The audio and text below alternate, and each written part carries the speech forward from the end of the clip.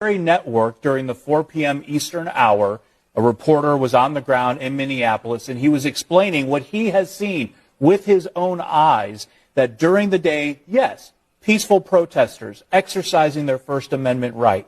But what happens when the sun goes down? A new group of people, younger, come out, and in his words, are agitators. They are standing outside a federal facility where ICE agents are going to start their work or finish their work for the day, and these agitators are kicking the cars, hitting the cars, trying to cause problems, and we're not focused on that. But I just also want to correct something.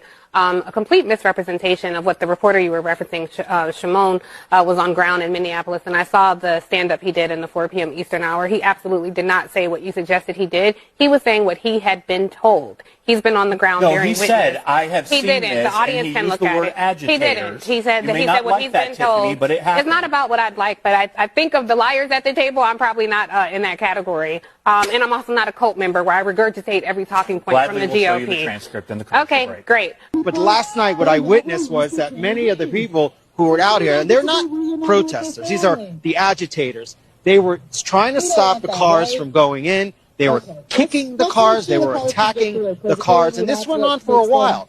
And for the most part, federal law enforcement stood back. And they said, okay, let's see if this ends. And it didn't. And then finally, at around 11 Eastern, they had just had it. And that's when we got caught in the middle of the tear gas that was being thrown, the flashbangs that the federal law enforcement was here throwing to disperse the crowd. It really came as a surprise because for most of the time they were allowing the agitators to stay here and the protesters who were in the street, and then eventually they had enough and they pushed people back. But that's where the flashpoints, Casey, occurred. Hold on, let me just come back here. The crowd wasn't a very large crowd. Wow, this is nasty. They've been kicking cars. They've been